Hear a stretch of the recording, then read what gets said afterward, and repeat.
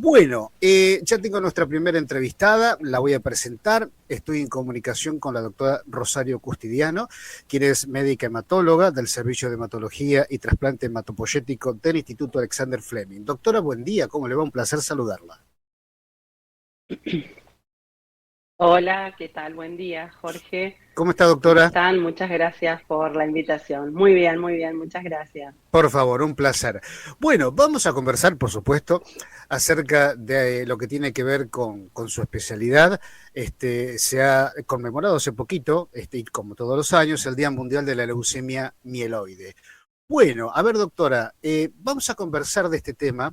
Si usted me lo permite, por supuesto, vamos a hablar sobre este día en particular y por qué es importante, y luego nos adentramos en lo que tiene que ver ya con la patología, sintomatología, señales de alerta, tratamientos y todo este tipo de cuestiones dentro del tiempo que tenemos, por supuesto. ¿Le parece? Bueno, muy bien, Jorge.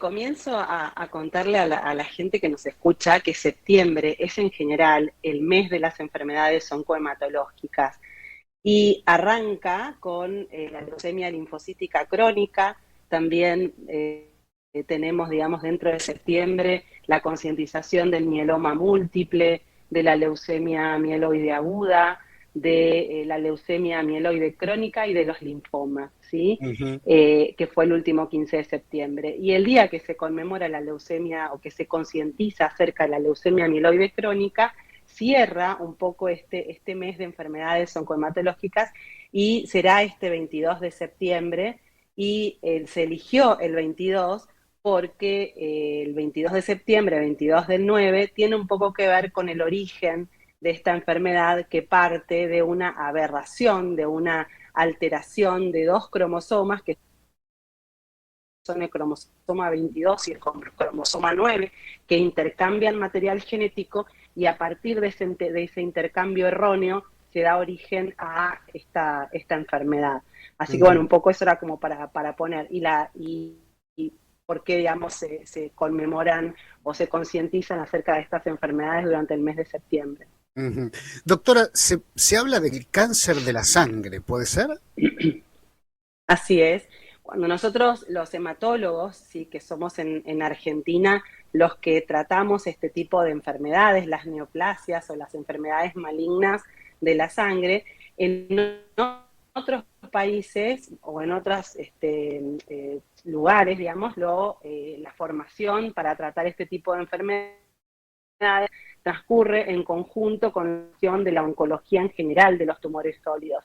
Entonces, los oncólogos son también oncohematólogos y bueno, pueden y tratan, digamos, o se abocan a los dos tipos de enfermedades. Nosotros en nuestro país tenemos dividida la formación y transcurre lo que tiene que ver con las neoplasias o los tumores sólidos, con la formación de los oncólogos, de los que conocemos como oncólogos, y los hematólogos hacemos otra Qué lástima, post, se entrecorta. digamos, recibirnos de médicos, la residencia de hematología. Perdón, perdón, ¿sabes lo que voy a hacer, Jorge? Voy a sacar el wifi para que podamos... eh, Ah, bueno, como usted diga, doctora, porque se ve borroso y se entrecorta lamentablemente la llegada de su señal. Bueno, la guardamos mientras, doctora, podemos mejorar un poquitito la comunicación y por supuesto vamos a seguir conversando. se corta y se... ¿Mejoró? Ahora sí, ¿Mejoró perfecto. un poquito? A ver, ahora, sí, sí, sí, por favor. A ver, ¿sí? Ahora Si sí, no me uno a ver genial, desde otro. Bueno, genial. entonces te contaba que nosotros, digamos, los que tratamos estas enfermedades somos los hematólogos Ujú. y dentro de la hematología, así como tratamos anemias y otras enfermedades de la sangre, coagulación, problemas de coagulación, está también todo lo que es la patología neoplásica de la hematología, que son estas que contaba que concientizamos durante el mes de septiembre y que las tratamos los hematólogos. Algunos nos dedicamos estrictamente durante nuestro trabajo diario a atender este tipo de patologías y entonces somos conocidos como oncohematólogos, pero en realidad no hay una especialización en oncohematología en Argentina.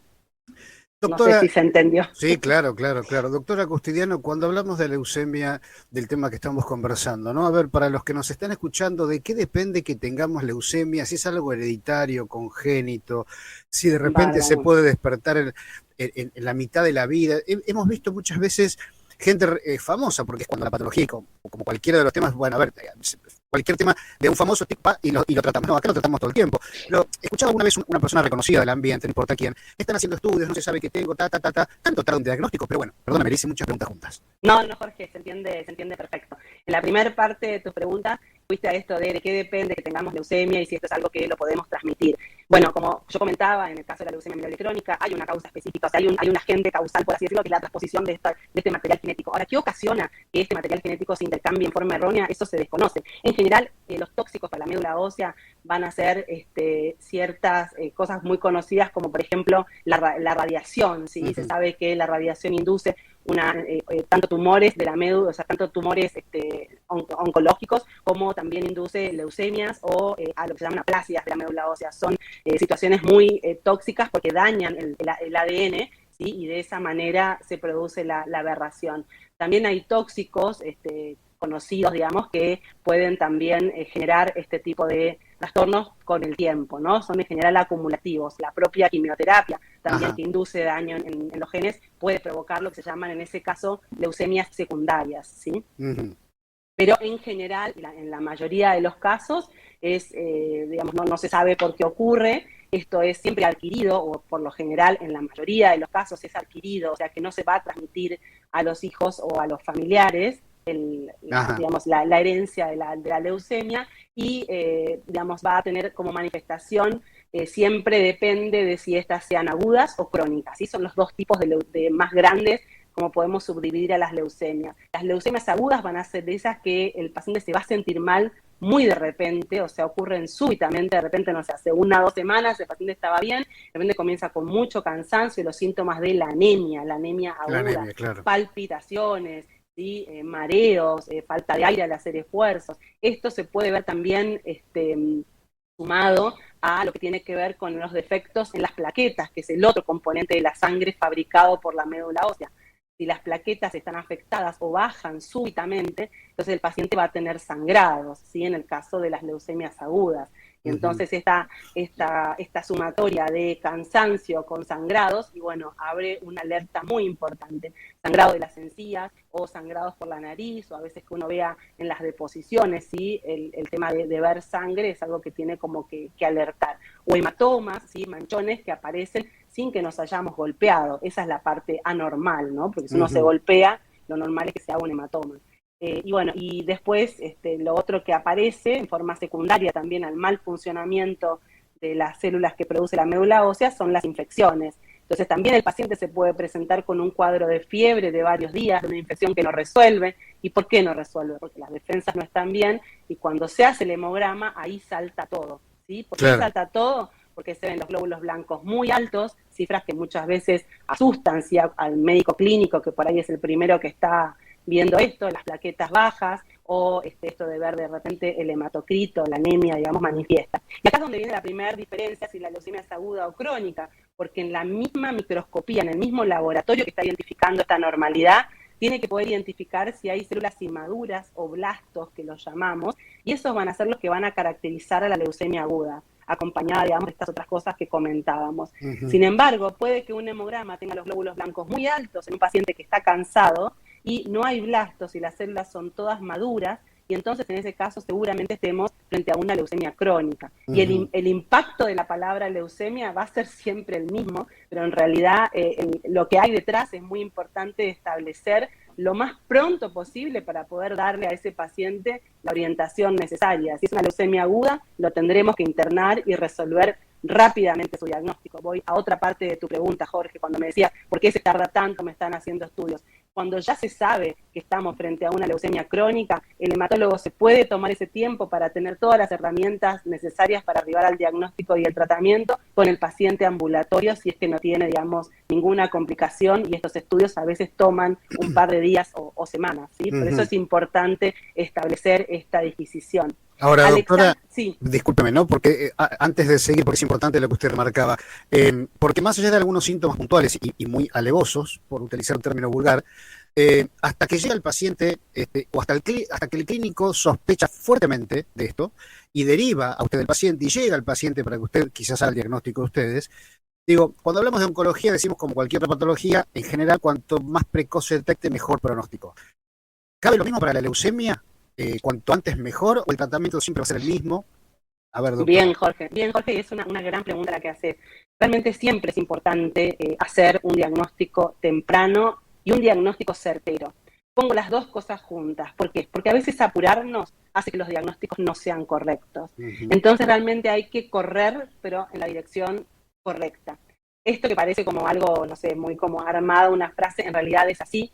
Nos apuramos, pero tenemos que poner muchas herramientas técnicas, bioquímicas, al alcance de la situación para poder hacer este diagnóstico rápido. Si nosotros hacemos un diagnóstico temprano en una leucemia crónica, podemos evitar muchas veces que esa leucemia crónica se transforme en algo más, digamos, más grave, de lo que pase a crisis plásticas, si los síntomas son, digamos, insidiosos, en el caso de la leucemia mieloide crónica.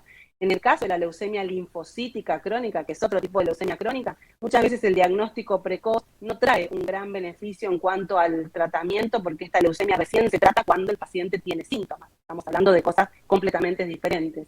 Y en el caso de la leucemia aguda, llegar pronto al diagnóstico es sumamente importante porque evita tener a un paciente complicado en el momento que lo tengo que tratar. No es lo mismo que el paciente ya esté cursando un cuadro febril, una complicación de su situación, a que el paciente esté, digamos, en su situación más temprana. Entonces, es claro que para tratar de hacer las cosas bien y de que el paciente esté lo mejor posible, tenemos que hacer un diagnóstico temprano. Pero quizás lo más importante para el pronóstico, voy acá a tu pregunta, y para qué va a pasar en el futuro, es el tratamiento que yo voy a dar y que tiene que estar de acuerdo al diagnóstico preciso que tiene ese paciente. Entonces, si tengo que demorar un par de días para poder cerrar bien mi diagnóstico, eso es muy importante para poder tratarlo bien. Claro, un par de días, obviamente que son nada. A ver, yo me refería, digo, que un paciente que deambula, porque la falta de diagnóstico es uno de los grandes temas de la salud, que deambula sobre todo en el interior del país, que de acá para allá, con sintomatología vaga, genérica, y que de repente quizás hasta pasan años, doctor, usted corríjame si estoy exagerando, pero por ahí pasan años y el paciente llega finalmente a un diagnóstico con una patología avanzada. Eso pasa mucho en la leucemia crónica porque el paciente no se complica rápidamente, se complica a lo largo, digamos, de los meses o por ahí capaz, qué sé yo, del año del diagnóstico. Pero en el caso de las leucemias agudas la complicación es tan rápida que el paciente va a terminar, digamos, internado en un corto plazo, ¿sí? Si es que no se hace el diagnóstico preciso. Pero sí, es muy importante atender los síntomas y sobre todo atender, a veces cuando revisamos con los pacientes que vienen por las leucemias crónicas, estas que llevan más tiempo y son más sutiles en su diagnóstico, y revisamos, yo bueno, al paciente, bueno, tráigame todos los laboratorios que usted tiene si se estuvo haciendo chequeos durante el año, y trae los laboratorios y uno ve a veces en esos laboratorios de hace 1 año, 2 años, o bueno, hubo algún prequirúrgico y ya había un signo de que algo de repente no estaba bien. Eso es cierto, digamos, es importante poder hacer una buena lectura de los estudios cuando solicitamos estudios, por más que sean estudios muy simples, porque estas enfermedades se anuncian en estos, digamos, en estos laboratorios que tienen baja complejidad y se diagnostican con estudios de mayor complejidad. Doctora, ¿qué hace que se agrave la patología? Yo sé que son preguntas muy como grandilocuentes, pero digo, el pronóstico de una persona que se detecta a tiempo, o en tiempo medio, con leucemia, el tratamiento, digo, su calidad de vida, digo, ¿cómo es esta cuestión? ¿Es igual a otro tumor? De repente, bueno, como decía recién usted, lo detectamos precozmente, el tratamiento y su calidad de vida podría ser óptima, depende de muchos factores, calculo yo. ¿Y la curación? ¿Se puede hablar de curación también? Por supuesto, nosotros tenemos en el caso de las leucemias agudas, estas leucemias, digamos, ya sean, bueno, estamos hablando un poco, ¿no?, de lo mieloide, estas leucemias tienen tratamiento, diagnóstico preciso y en el caso que lo requieran, digamos, el tratamiento de quimioterapia que se tenga que hacer, de altas dosis o incluso de trasplantes, si es necesario, según el tipo de leucemia y sus características genéticas, y esto va a llevar a la curación de los pacientes. En el caso de las leucemias crónicas, es como decíamos antes, importante hacer bien el diagnóstico, hacerlo a tiempo, y en la leucemia mieloide crónica empezar con el tratamiento oral, el inhibidor de la tirosina quinasa, en forma temprana, hacer los controles, que el paciente alcance la respuesta que se requiere, lo que se llama metaterapéutica. Estas metaterapéuticas tienen que cumplirse en el tiempo, estipulado. La respuesta se va profundizando a lo largo del tratamiento con estos fármacos que no hay que abandonar, hasta que el paciente logra una respuesta completa al cabo de 2 o 3 años de estar en una respuesta completa profunda. Podemos hoy empezar a hablar de que los pacientes podrían discontinuar el tratamiento e intentar discontinuar el tratamiento con monitoreo y quizás llegar a independizarse en alrededor de un 30, un 40% de los pacientes de ese tratamiento que venían recibiendo. Y los pacientes con mieloide crónica, hablando específicamente de este grupo que nos convoca, a la charla, que el 22/9 sería la concientización, es un grupo de pacientes que hoy, empezando el tratamiento a tiempo y logrando, estos objetivos, van a tener una expectativa de vida similar a aquellas personas de su mismo sexo y edad. Con lo cual, esto es una conquista muy importante en el campo de esta enfermedad y ha venido de la mano de ese diagnóstico preciso, de esos tratamientos innovadores y de ese monitoreo estricto y cuidado del equipo médico para lograr junto al paciente este objetivo de tratamiento y de respuesta. Así que realmente hoy transitamos momentos muy, exitosos en el tratamiento de esta patología, donde tenemos no solo tratamientos que hacemos de primera generación, sino tenemos tratamientos de segunda generación, de tercera generación, para cuando aparecen intolerancias o resistencias y fármacos nuevos que también han surgido para poder tener esta solución para más cantidad de población de pacientes. Doctora María del Rosario Custidiano, muchísimas gracias, ha sido un gusto escucharla, muy docente, muy explicativa, clarísima. Bueno, Así que un placer enorme contar con usted aquí en Radio Salud. Bueno, muchísimas gracias, Jorge, y cualquier cosa que necesiten estamos a disposición. Claramente, doctora, le mando un cariño muy grande, que tenga usted un lindo día. Gracias, Jorge, hasta luego. Bueno, Cara, ¿no? No hace falta agregar nada más, la doctora una divina total, hablando sobre este tema que muchas veces falta mucha información, muchas veces confunde esto de la leucemia. Así que, la doctora ha sido más que clara. Bueno, la gente de TikTok les mando un abrazo muy fuerte. Nos gustaría saber también desde dónde nos ven, si nos pueden escribir, que nos están viendo. Y les digo que vamos a hacer una pequeñísima pausa. Y luego de un ratito, nada más, vamos a estar conversando sobre cesación tabáquica, nuevos adelantos en lo que tiene que ver con fármacos para ayudarte a dejar de fumar. Así que hacemos una pequeña pausa y estate atento porque vamos a estar en vivo en unos minutos nada más. Pausa, mi querido Juan, y ya estamos de nuevo.